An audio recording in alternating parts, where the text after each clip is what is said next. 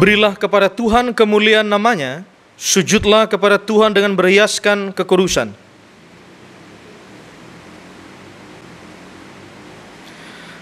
Dan persembahkanlah syukur kepada namanya yang kudus. Mari berdiri, kita memuji Tuhan. Dari Kidung Jemaat 18, bait 1 dan 3, Allah hadir bagi kita.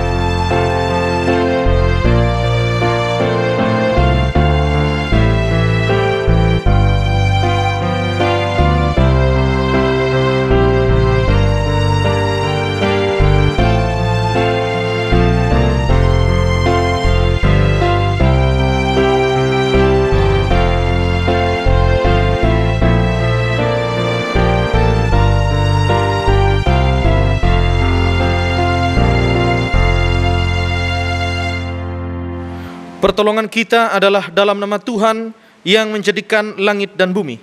Kasih karunia dan damai sejahtera Allah menyertai kita sekalian. Nas pembimbing dari Mazmur 119 ayat 141. Aku ini kecil dan hina, tetapi titah-titahmu tidak kulupakan. Mari kita memuji Tuhan dari Gita Bakti 62, bait 1 dan 5, siapa yang berpegang.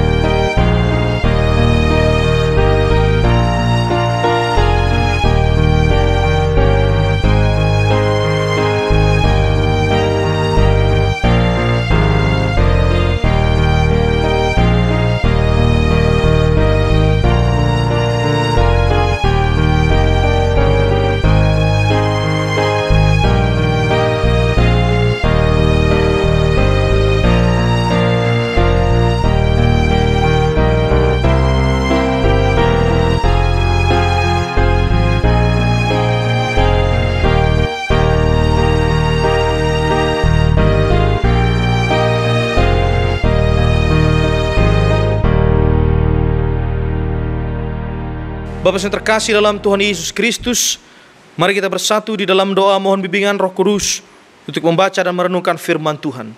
Mari kita berdoa. Bapa dalam Tuhan Yesus Kristus, terpujilah Engkau Tuhan yang telah menebus kami dengan tubuh dan darah-Mu di kayu salib. Terima kasih Tuhan karena Tuhan berikan kesempatan bagi kami untuk kembali menghadap Tuhan dalam puji-pujian, hormat dan sembah. Tibalah saatnya bagi kami hendak merenungkan sabda-Mu Tuhan. Ampuni kami akan semua dosa dan salah kami. Layakkan kami menerima segala pengertian hikmat Roh Kudus hingga firman Tuhan itu boleh kami baca, kami renungkan, juga kami wujud nyatakan dalam panggilan hidup beriman hari lepas hari. Hamba-Mu direndahkan, Tuhan ditinggikan senantiasa. Terpuji Bapa dalam Tuhan Yesus, sabda yang hidup. Amin. Jemaat Tuhan, mari berdiri untuk mendengarkan firman Tuhan yang dibacakan dari Ratapan 1 ayat 1 sampai 17. Ratapan 1 ayat 1 sampai 17 yang menyatakan, keruntuhan dan kesunyian Yerusalem. Ah, betapa terpencilnya kota itu yang dahulu ramai. Laksana seorang jandala ia, yang dahulu agung di antara bangsa-bangsa, yang dahulu ratu di antara kota-kota, sekarang menjadi jajahan. Pada malam hari terseduh-seduh ia menangis, air matanya bercucuran di pipi. Dari semua kekasihnya tak ada seorang pun yang menghibur dia. Semua temannya mengkhianatinya, mereka menjadi seterunya. Yehuda telah ditinggalkan penduduknya karena sengsara dan karena perbudakan yang berat. Ia tinggal di tengah-tengah bangsa-bangsa, namun tidak mendapat ketentraman. Siapa saja yang menyerang dapat memasukinya pada saat ia terdesak. Jalan-jalan ke Sion diliputi duka cita, karena pengunjung-pengunjung perayaan tiada. Sunyi senyaplah segala pintu gerbangnya, berkeluh kesahlah imam-imamnya, bersedih pedih darah-darahnya, dan dia sendiri pilu hatinya. Lawan-lawan menguasainya, seteru-seterunya berbahagia. Sungguh Tuhan membuatnya merana karena banyak pelanggarannya. Kanak-kanaknya berjalan di depan lawan sebagai tawanan. Lenyaplah dari putri Sion segala kemuliaannya. Pemimpin-pemimpinnya bagaikan rusa yang tidak menemukan padang rumput. Mereka berjalan tanpa daya di depan yang mengejarnya. Terkenanglah Yerusalem pada hari-hari sengsara dan penderitaannya akan segala harta benda yang dimilikinya dahulu kala. Tatkala penduduknya jatuh ke tangan lawan dan tak ada penolong baginya, para lawan memandangnya dan tertawa karena keruntuhannya. Yerusalem sangat berdosa sehingga najis adanya. Semua yang dahulu menghormatinya sekarang menghinanya karena melihat telanjangnya, dan dia sendiri berkeluh kesah dan memalingkan mukanya. Kenajisannya melekat pada ujung kainnya. Ia tak berpikir akan akhirnya. Sangat dalam ia jatuh, tiada orang yang menghiburnya. Ya Tuhan, lihatlah sengsaraku, karena si seteru membesarkan dirinya. Si lawan mengulurkan tangannya kepada segala harta bendanya. Bahkan harus dilihatnya bagaimana bangsa-bangsa masuk ke dalam tempat kudusnya, padahal Engkau, ya Tuhan, telah melarang mereka untuk masuk ke jemaah-Mu. Berkeluh kesah seluruh penduduknya, sedang mereka mencari roti. Harta benda mereka berikan ganti makanan untuk menyambung hidupnya. Lihatlah, ya Tuhan, pandanglah betapa hina aku ini. Acuh tak acuh ke kamu sekalian yang berlalu, pandanglah dan lihatlah. Apakah ada kesedihan seperti kesedihan yang ditimpakan Tuhan kepadaku untuk membuat aku merana tatkala murkanya menyala-nyala. Dari atas dikirimnya api masuk ke dalam tulang-tulangku, dihamparkannya jaring di muka kakiku, didesaknya aku mundur, aku dibuatnya terkejut, kesakitan sepanjang hari. Segala pelanggaranku adalah kuk yang berat, suatu jalinan yang dibuat tangan Tuhan, yang ditaruh di atas tengkuku, sehingga melumpuhkan kekuatanku. Tuhan telah menyerahkan aku ke tangan orang-orang yang tidak dapat kutentangi. Tuhan membuang semua pahlawanku yang ada dalam lingkunganku. Ia menyelenggarakan pesta menentang aku untuk membinasakan teruna-terunaku. Tuhan telah menginjak-injak putri Yehuda, darah itu, seperti orang mengirik memeras anggur. Karena inilah aku menangis, mataku mencucurkan air, karena jauh daripada aku penghibur yang dapat menyegarkan jiwaku. Bingunglah anak-anakku, karena terlampau kuat si seteru. Sion mengulurkan tangannya, tetapi tak ada orang yang menghiburnya. Terhadap Yakub dikerahkan Tuhan tetangga-tetangganya sebagai lawan. Yerusalem telah menjadi najis di tengah-tengah mereka. Demikian pembacaan Alkitab. Berbahagialah setiap orang yang mendengarkan firman Tuhan dan yang melakukannya. Hosiana.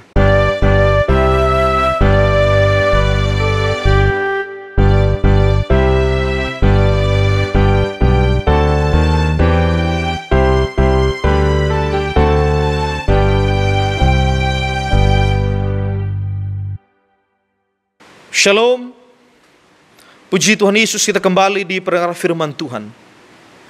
Bapak Ibu Saudara yang terkasih dalam Tuhan Yesus Kristus, Robert M. Patterson dalam bukunya Tafsiran Kitab Ratapan menyebutkan bahwa kondisi yang menonjol dari kitab ini adalah pembinasaan kota Yerusalem oleh tentara Babel pada tahun 587 sebelum Masehi, serta penderitaan penduduk yang masih tinggal di sana sesudah itu. Keruntuhan bait suci, kesunyian sepian kota, kelaparan serta kemiskinan penduduk, dan bahaya yang selalu mengancam kehidupan mereka berulang kali disebutkan. Kadang-kadang secara harafiah, kadang-kadang dengan kiasan. Kita bisa melihat gambaran yang disampaikan dalam kitab Ratapan, yaitu betapa besarnya perbedaan antara kota Yerusalem dahulu dan kondisinya sekarang. Dulu, Yerusalem sama seperti seorang ratu yang sangat dihormati. Sebagai ratu tentunya ada di sisi raja, menjadi pusat perhatian, kehormatan, kemuliaan, dan kekuasaan. Sekarang Yerusalem sama seperti janda. Sang raja, yaitu Allah sendiri, telah menghukum Yerusalem. Disebutkan pada ayat 5, Tuhan membuatnya merana karena banyak pelanggarannya. Yerusalem kehilangan semua kehormatan, keagungan, dan kemuliaan. Semua itu disebabkan karena dosa dan pelanggarannya sebagai umat pilihan Tuhan. Ia kini digambarkan seperti seorang janda. Tidak ada lagi pakaian kehormatan ratu yang dipakai oleh Yerusalem. Bahkan sekarang ia sangat terhina karena ketelanjangannya. Dulu Yerusalem memiliki banyak teman kolega yang selalu berada di sekitarnya. Bangsa-bangsa datang kepadanya. Sekarang semua teman itu mengkhianati Yerusalem dan mereka menjadi musuhnya. Mereka bukannya menghibur dan melindungi Yerusalem di hari kemalangannya, justru mereka turut menyerang dan menguasainya. Ini semua adalah bentuk hukuman Tuhan untuk menyatakan kuasanya terhadap Yerusalem yang sudah sejak dulu mengkhianati Tuhan. Yerusalem melupakan bahwa selama ini yang menjadi teman terbaik dan sahabat yang sejati adalah Tuhan Allah mereka. Dulu Yerusalem hidup dalam semua kebahagiaan. Sekarang mereka hidup dalam tangisan, kesengsaraan, dan penderitaan. Yerusalem ditegur dengan keras agar mereka sadar kembali bahwa sumber kebahagiaan di dalam hidup mereka adalah Tuhan sendiri. Dulu Yerusalem penuh dengan semua kelimpahan harta. Segala kebutuhan mereka sangat tercukupi. Sekarang harta benda sudah tidak ada lagi. Bahkan mereka harus memberikan segala harta benda untuk diberikan sebagai ganti roti untuk menyambung hidup mereka. Bapak yang terkasih dalam Tuhan Yesus, dulu Yerusalem merupakan kota yang di dalamnya terdapat bait Allah sebagai tempat kudus. Bait Allah itulah yang menjadi tempat bagi umat Tuhan untuk beribadah. Tempat itu sungguh tempat yang penuh kekudusan. Namun sudah cukup lama Yerusalem tidak lagi menghormati bait Allah. Mereka telah menodai kekudusan Allah dengan hidup yang penuh dengan dosa dan kejahatan.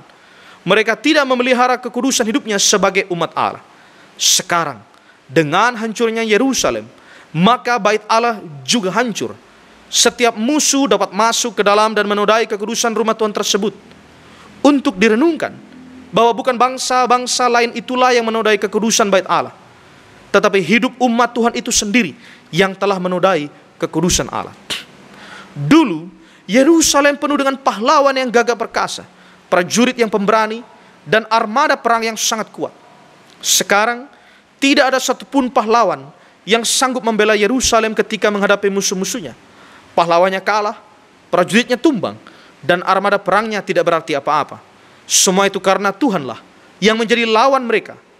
Bukan karena Tuhan tidak mengasihi mereka, tetapi karena Yerusalemlah yang telah melawan Tuhan selama ini dengan perbuatan jahat mereka.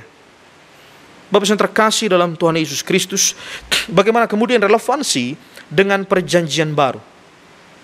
Di dalam kitab Ratapan kita melihat gambaran Yerusalem yang dulunya begitu agung dan terhormat, kemudian berubah menjadi sangat terhina. Demikian halnya dengan Tuhan Yesus sebagai anak Allah yang maha agung dan maha mulia. Ia harus disalibkan dengan penuh kehinaan. Bahkan dikatakan dalam kitab Galatia pasal 3 ayat 13, terkutuklah orang yang digantung pada kayu salib.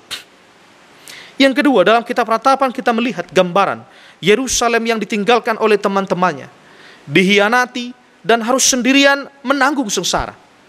Demikian halnya dengan Tuhan Yesus yang mengalami pengkhianatan dari sang murid. Juga semua murid-muridnya melarikan diri ketika ia ditangkap. Di atas kayu salib, Tuhan Yesus menanggung derita seorang diri. Bahkan sang Bapa pun meninggalkannya Sehingga Yesus berseru, Eli, Eli, lama sabaktani. Artinya, Allahku, Allahku, mengapa engkau meninggalkan aku? Inilah dampak yang paling mengerikan atas dosa, yaitu terpisah dari Allah, ditinggalkan oleh Allah.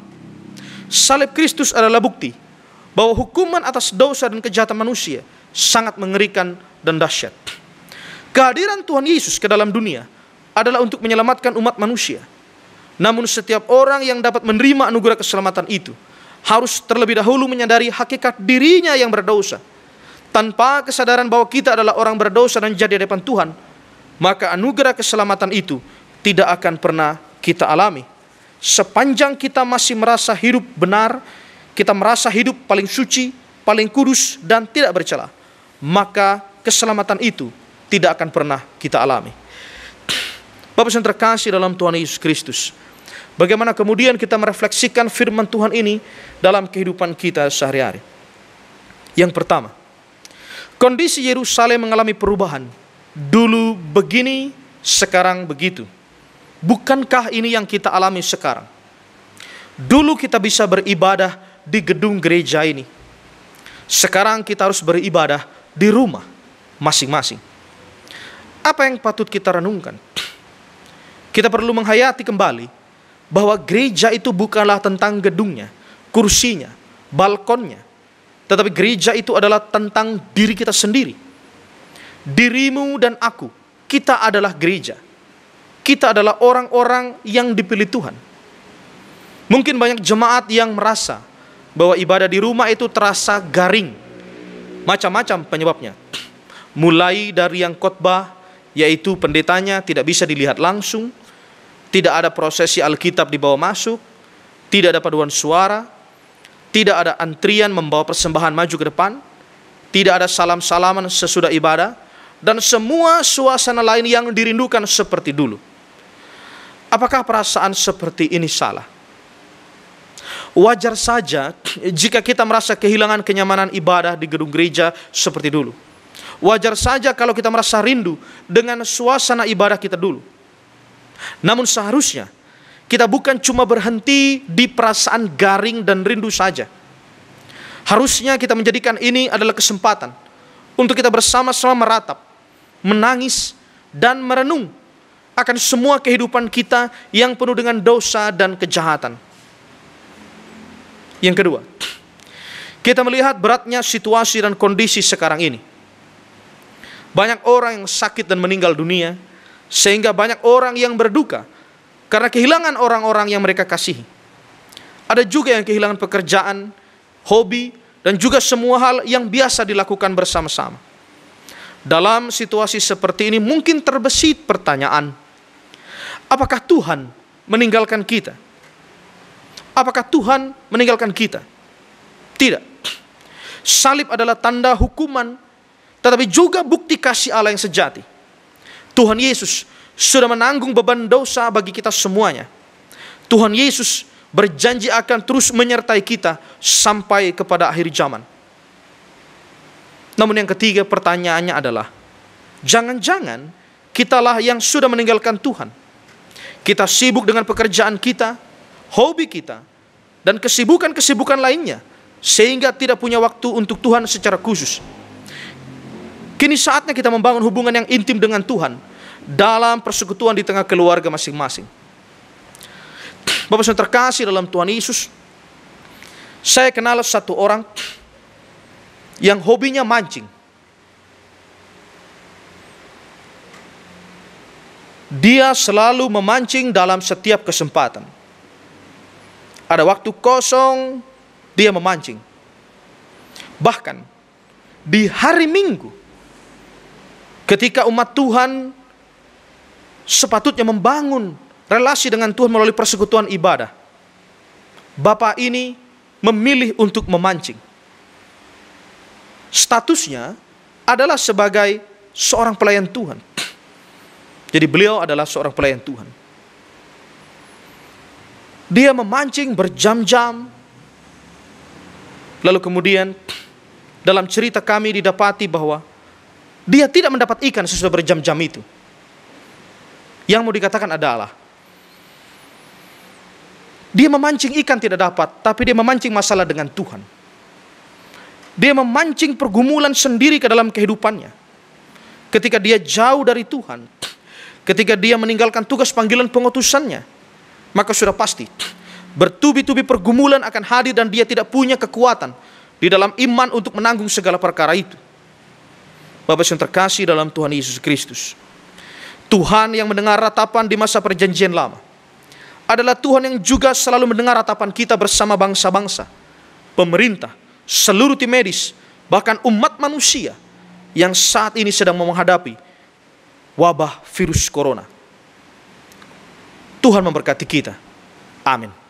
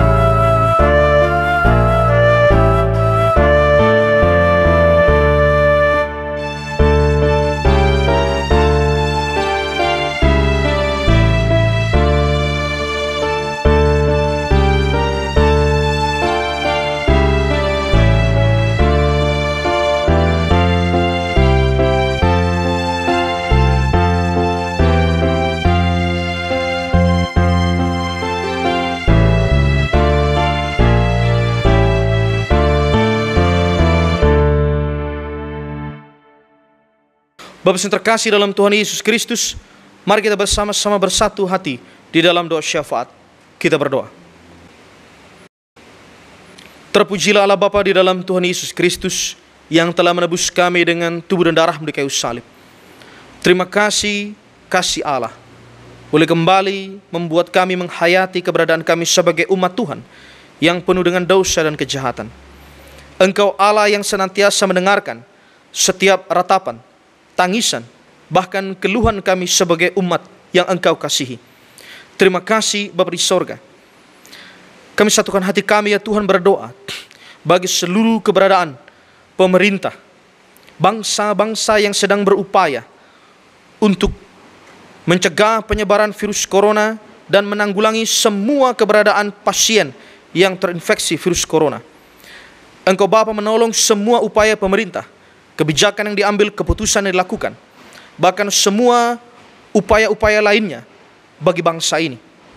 Kami doakan juga ya Tuhan, untuk semua para dokter, perawat, tenaga medis yang sedang berupaya sesuai dengan semua yang mereka miliki, kemampuan mereka, jerih lelah mereka, waktu dan kekuatan yang mereka miliki untuk mengupayakan pemulihan bagi seluruh pasien yang sedang mereka tangani.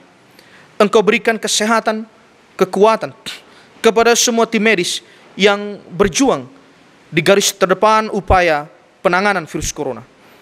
Terima kasih Bapa di sorga untuk semua duka cita yang Tuhan dengar, untuk setiap tangisan yang Tuhan dengar, secara khusus dari keluarga-keluarga yang kehilangan sanak famili mereka. Mari Tuhan Allah, hiburkanlah mereka, kuatkanlah mereka di mana-mana tempat. Kami berdoa bagi mereka semua ya Tuhan yang sedang berduka cita. Engkau Allah yang tetap memberikan hari depan yang penuh dengan harapan kepada mereka semua. Kami juga doakan ya Tuhan untuk setiap orang yang dalam proses perawatan. Mereka berada di ruangan-ruangan isolasi di rumah sakit untuk mengharapkan kesembuhan yang asalnya daripada Tuhan. Berikan kekuatan iman Berikan kepada mereka lawatan kuasa Roh Kudus. Bahkan Tuhan menolong mereka melewati hari-hari bersama dengan Tuhan. Kami juga berdoa ya Tuhan, untuk seluruh jemaat Tuhan, setiap orang yang kehilangan pekerjaan, yang bergumul dengan pendapatan yang semakin berkurang, bahkan mereka ya Tuhan yang tidak dapat mencukupkan kebutuhan hidupnya oleh karena wabah corona ini Tuhan. Kami doakan mereka Tuhan, agar mereka tetap dikuatkan dalam iman. Engkau berkati upaya gereja-gereja, upaya pemerintah, untuk peduli dengan setiap orang yang ada di sekitar kami. Kami boleh menjadi saluran berkat bagi setiap orang yang membutuhkan uluran cinta kasih Tuhan. Terima kasih Bapa di sorga. Kami juga berdoa Tuhan bagi jemaat Tuhan yang berulang tahun, baik pribadi ataupun perkawinan. Setiap pertambahan usia membuat kami semakin bersyukur kepada Tuhan, mendekatkan diri kepada Tuhan. Terima kasih Bapa di sorga. Jikalau hari ini kami bersyukur Tuhan adalah karena kasih-Mu semata, yang tetap memberikan kesempatan kepada kami beribadah di rumah masing-masing. Terima kasih Tuhan untuk keluarga yang kami bina, untuk keluarga yang Tuhan hadirkan untuk kami saling menopang satu sama lain. Kami doakan setiap orang di luar sana ya Tuhan, dalam usaha mereka, keberadaan mereka, bahkan ya Tuhan dalam tantangan kehidupan, Tuhan hadir memberkati. Kami doakan gereja-gereja Tuhan secara khusus GPIB.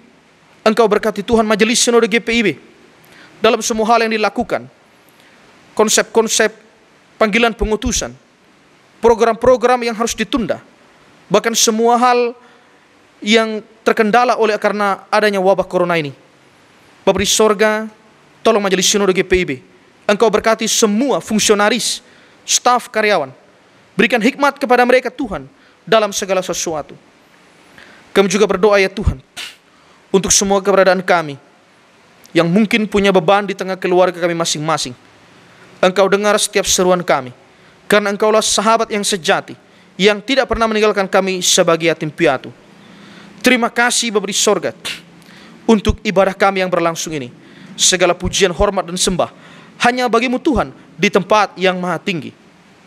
Inilah syafaat kami. Di dalam nama Tuhan Yesus Kristus yang sudah mengajar kami berdoa bersama-sama.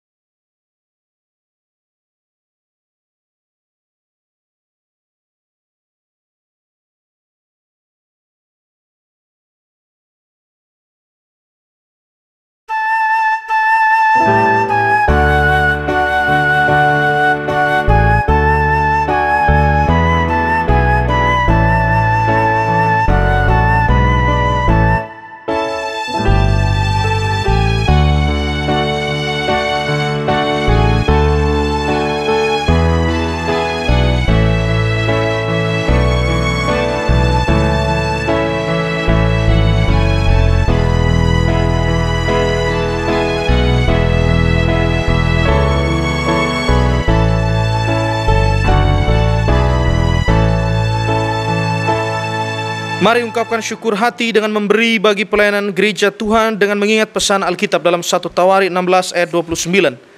Berilah kepada Tuhan kemuliaan namanya, bawalah persembahan dan masuklah menghadap Dia. Sujudlah menyembah kepada Tuhan dengan beriaskan kekudusan. Bersama kita memuji Tuhan dari Kitab Bakti 86, Aku Bersyukur.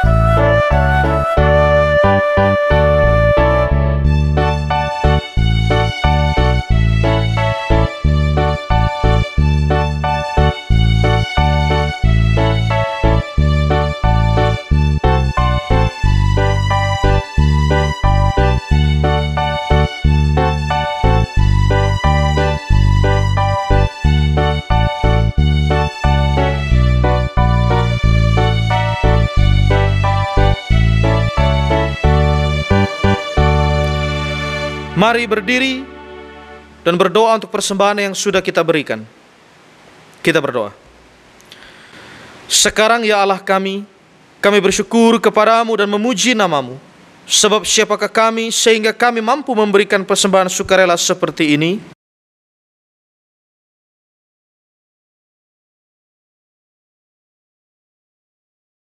Mari kita menjadi pelaku firman dalam segala kehidupan kita sehari-hari bersama dengan orang-orang yang kita kasihi, sehingga berkat Tuhan akan terus menyertai kehidupan kita.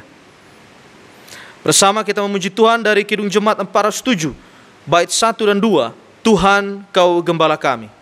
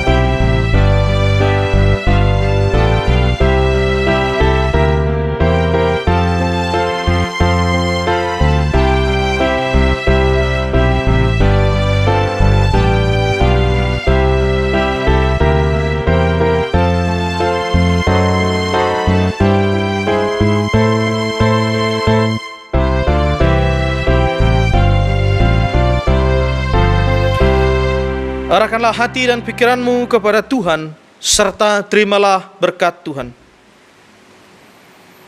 Tuhan memberkati engkau dan melindungi engkau. Tuhan menyinari engkau dengan wajahnya dan memberi engkau kasih karunia.